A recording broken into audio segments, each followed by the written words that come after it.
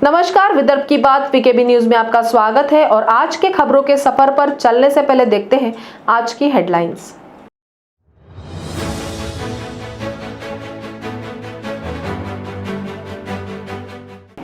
Supreme court द्वारा महाराष्ट्र में मराठा आरक्षण रद्द करने का फैसला सुनाए जाने के बाद राजनीतिक आरोप प्रत्यारोप का सिलसिला शुरू। विपक्ष ने राज्य सरकार पर फोड़ा ठीकरा तो मुख्यमंत्री ने प्रधानमंत्री और राष्ट्रपति से कहा संविधान में करे संशोधन।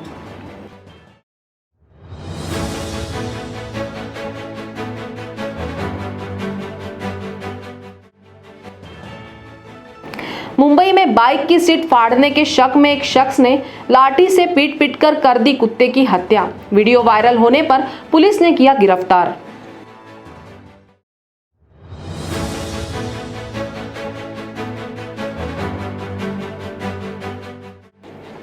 और कोरोना पर एक बार फिर भारी पड़ी रिकवरी। एक ही दिन में 7,400 मरीजों को अस्पताल से मिली छुट्टी, लेकिन बड़ी संख्या में मौतों का सिलसिला है कायम।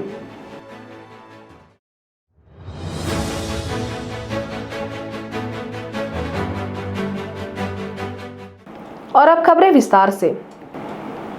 देश की शीर्ष अदालत ने आज बड़ा फैसला सुनाते हुए मराठों को 10% आरक्षण देने के महाराष्ट्र सरकार के निर्णय को निरस्त कर दिया है।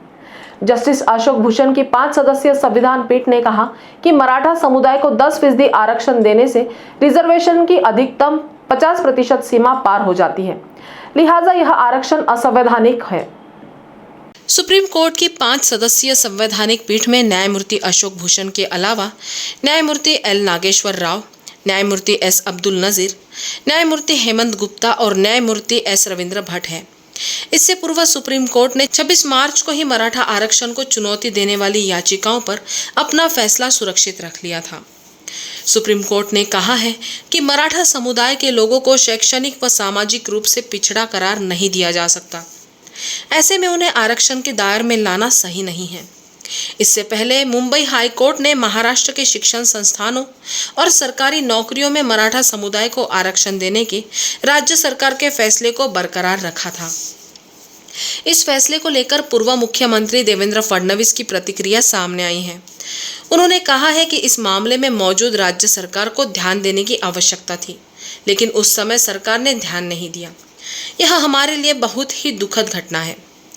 मराठा समाज को जो आरक्षण महाराष्ट्र में कानून के तहत दिया गया था, उसको सर्वोच्च न्यायालय ने आज ख़त्म किया है, स्ट्रक डाउन किया है। हमारे लिए ये बहुत दुखद घटना है। मराठा आरक्षण पर सुप्रीम कोर्ट के फैसले के बाद महाराष्ट्र के मुख्यमंत्री उद्धव ठाकरे का बयान आया है, जिसमें उन्होंने फैसले को दुर्भाग्यपूर्ण बताते हुए प्रधानमंत्री व राष्ट्रपति से अपील की है कि वे मराठा कोटे को लेकर तत्काल फैसला लें। मुख्यमंत्री उद्धव ठाकरे ने कहा है कि मराठा समुदाय के लिए आरक्षण की लड़ाई विजय होने तक जारी रहेगी। मुझे उम्मीद है कि केंद्र सरकार इस पर तत्काल एक्शन लेगी। मुझे भरोसा है कि सरकार की ओर से उसी तरह फैसला लिया जाएगा जिस तरह आर्टिकल 370 खत्म करने और शाहबानो केस के लिए सरकार ने संविधान में संशोधन किया था।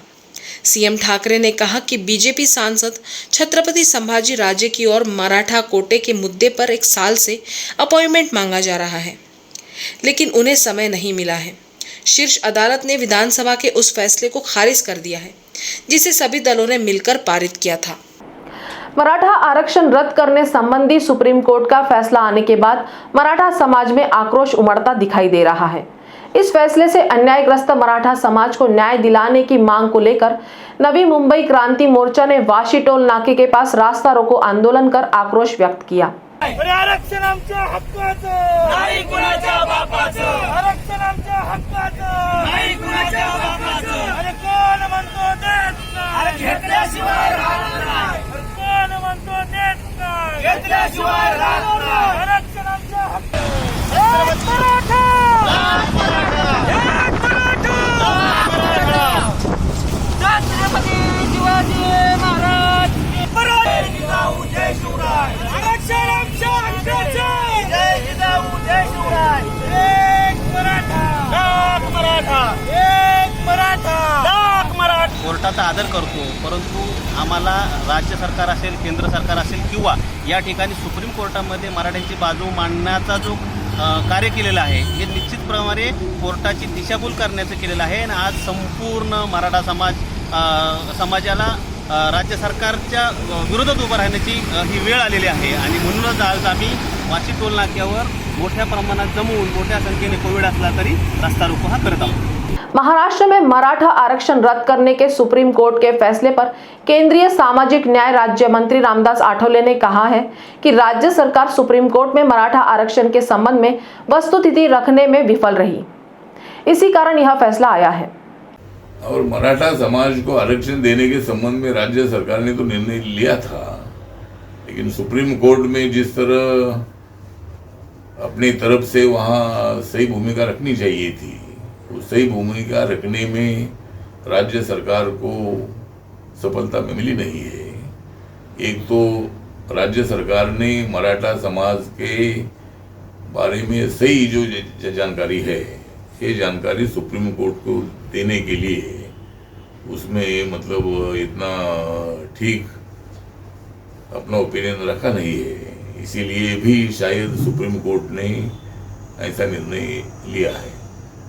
पश्चिम बंगाल चुनाव परिणाम के नतीजे आने के बाद वहां मची हिंसा और भाजपा कार्यकर्ताओं पर हमले की घटनाओं का महाराष्ट्र में सभी तरफ भाजपा द्वारा विरोध किया जा रहा है. नागपुर में विधानसभा के प्रतिपक्ष नेता देवेंद्र फडणवीस के नेतृत्व में धरना दिया गया. वहीं बीड जिले में विधान परिषद के प्रतिपक्ष नेता प्रवीण दरेकर के नेतृत्व में तृणमूल कांग्रेस के खिलाफ आंदोलन किया गया. पश्चिम बंगाल चुनाव परिणाम आने के बाद वहां तृणमूल कांग्रेस कार्यकर्ताओं द्वारा भाजपा कार्यकर्ताओं पर प्राणघातक हमले और उनके घर को आग लगा देने जैसी घटनाएं सामने आने के बाद पूरे देश में भारतीय जनता पार्टी विरोध प्रदर्शन कर रही है. नागपुर में विधानसभा प्रतिपक्ष नेता देवेंद्र फडणवीस, शहर भाजपा अध्यक्ष प्रवीण दटके तथा प्रदेश महासचिव चंद्रशेखर बावनकुले के नेतृत्व में ममता बनर्जी के खिलाफ प्रदर्शन किया गया. वहीं बीड जिले में विधान परिषद में प्रतिपक्ष नेता प्रवीण दरेकर के नेतृत्व में आंदोलन कर बंगाल में भड़की हिंसा का निषेध व्यक्त किया गया. अक्षरशः मारून टाकण्यात आलं, त्यांचे खून करण्यात आले, घरं जाळण्यात आले, महिलांवर अत्याचार झाले. म्हणजे अशी परिस्थिती मुघलांच्या राज्यात पाहायला मिळायची तीच परिस्थिती स्वतंत्र भारतामध्ये भारताचं घटक राज्य असलेल्या पश्चिम बंगालमध्ये त्या ठिकाणी पाहायला मिळाली.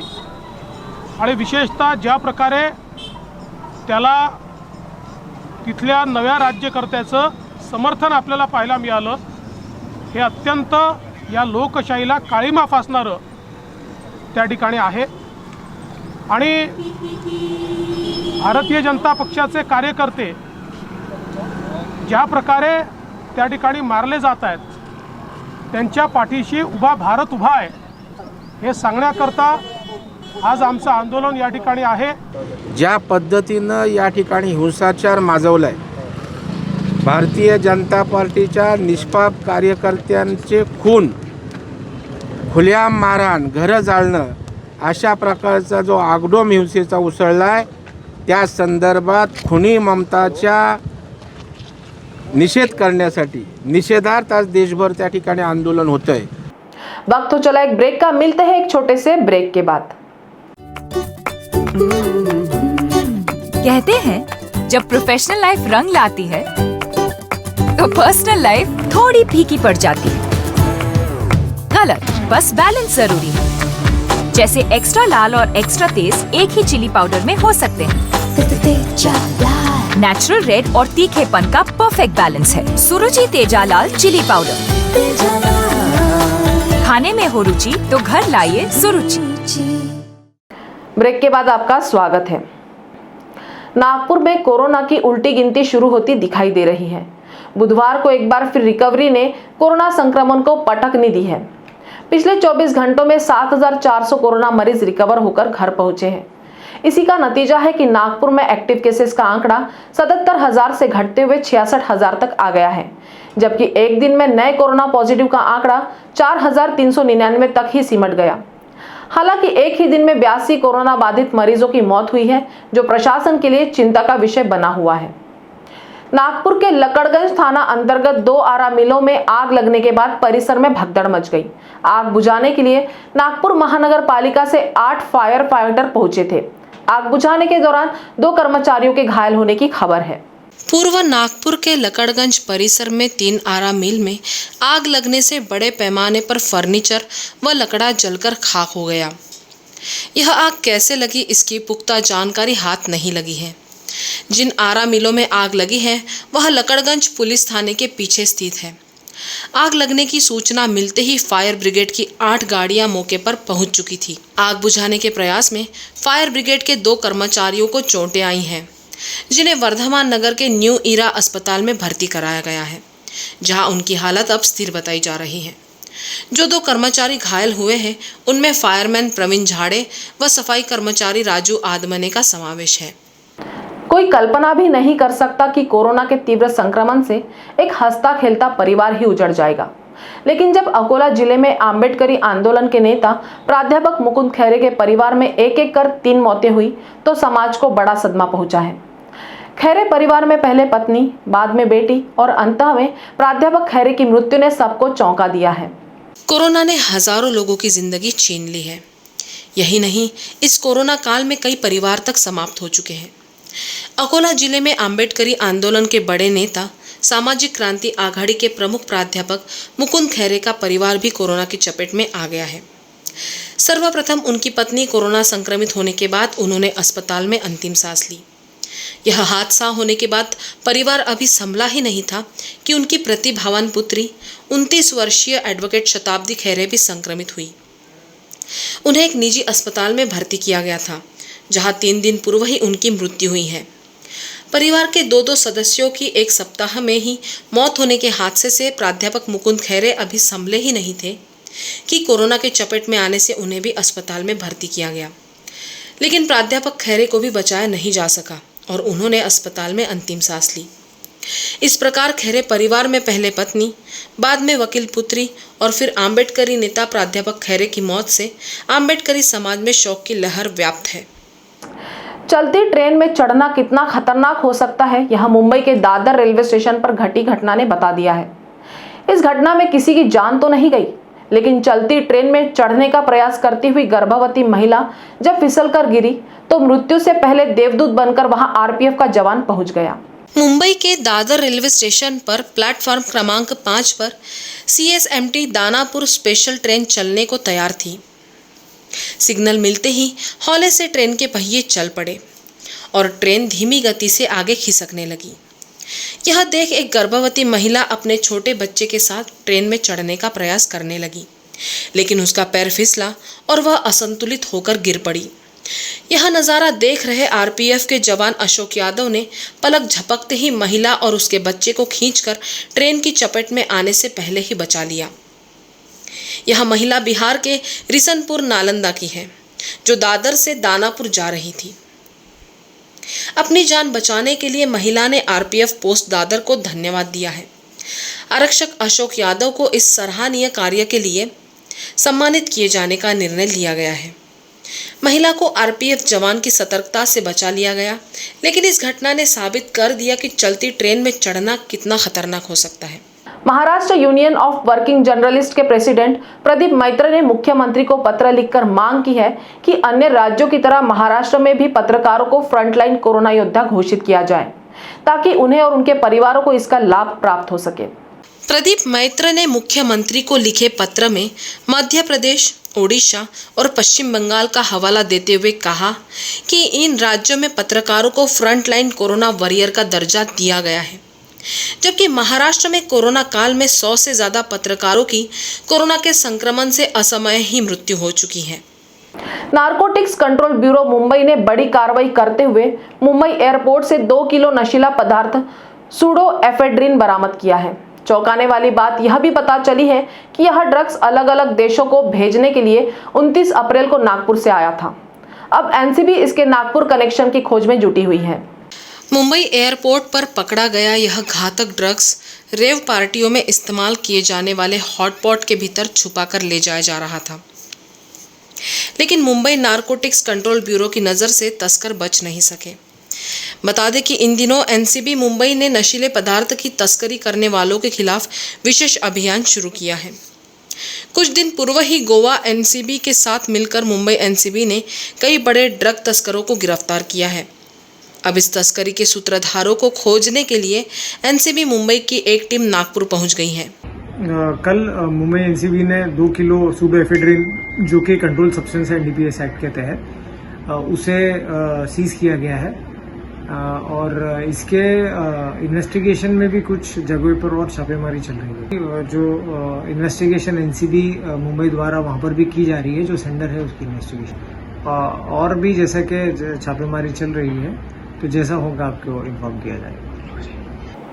महाराष्ट्र राज्य हज समिति के अधीनस्थ नागपुर के हज हाउस की इमारत में कोविड सेंटर शुरू करने की तैयारी शुरू हो चुकी है। यह जानकारी देते हुए अल्पसंख्यक विकास मंत्री नवाब मलिक ने बताया कि कोरोना के हज हाउस का अधिग्रहण करने के लिए जिलाधिकारी को सूचना दी गई है। अल्पसंख्यक विकास मंत्री नवाब मलिक ने बताया कि कोरोना की दूसरी लहर में नागपुर संभाग में भी मृत्यु संख्या बढ़ी है। नागपुर में बढ़ती कोविड मरीजों की संख्या को देखते हुए मरीजों का समय पर उपचार होने की दृष्टि से नागपुर हज हाउस की इमारत में कोविड सेंटर शुरू करने का निर्णय लिया गया है। यह इमारत 6 मंजिला है और इसमें 40 कक्ष बने हुए हैं, जिनमें 700 लोगों के रहने की व्यवस्था की जाती है। इस इमारत में सारी सुविधाओं की पूर्ति होने के बाद प्रशासन द्वारा कोविड सेंटर शुरू किया जाएगा। मुंबई के बांगुर नगर पुलिस स्टेशन की हद में भगत सिंह नगर में रहने वाले इमरान यूनुस शाह को एक कुत्ते की हत्या के मामले में गिरफ्तार किया गया है। इमरान पर आरोप है कि उसने एक स्ट्रीट डॉग को जान से मारकर नाले में फेंक दिया था। स्थानीय लोगों की शिकायत के आधार पर बांगुर नगर पुलिस ने इमरान के खिलाफ मामला दर्ज कर उसे गिरफ्तार कर लिया है। बांगुल नगर पुलिस को कॉल आया था कि मालाड पश्चिम क्षेत्र में भगत सिंह नगर के कुत्ते को बुरी तरह कोई मार रहा है। पुलिस मौके पर पहुंची तो पता चला कि आरोपी इमरान यूनुस शाह घायल कुत्ते को घसीटकर ले गया है। जब आरोपी से पूछताछ की गई तो पता चला कि आरोपी ने कुत्ते के शव को नाले में फेंक दिया है। आरोपी इमरान यूनुस शाह एक सेल्समैन है। सुबह उसने देखा कि उसकी बाइक की सीट फटी है तो उसने इसे कुत्ते की करतूत समझी और उसे डंडे से पीटने लगा। कुत्ते के सिर पर जोरदार प्रहार किए जाने से उसके मुंह से खून निकल आया और वह जमीन पर तड़पने लगा। तब भी इमरान ने उसे नहीं छोड़ा, उसे घसीटते हुए इनऑर्बिट मॉल के पीछे नाले में फेंक दिया। जब एक बेजुबान प्राणी के साथ हुई इस क्रूरता का वीडियो वायरल हुआ तब जाकर मामले ने तूल पकड़ा। अब बांगुर नगर पुलिस ने मूक प्राणियों पर अत्याचार प्रतिबंधक कानून के तहत इमरान को गिरफ्तार कर लिया है। तो खबरों के सफर में आज इतना ही। आपसे फिर मुलाकात होगी, तब तक बने रहिए वीकेबी न्यूज के साथ। नमस्कार।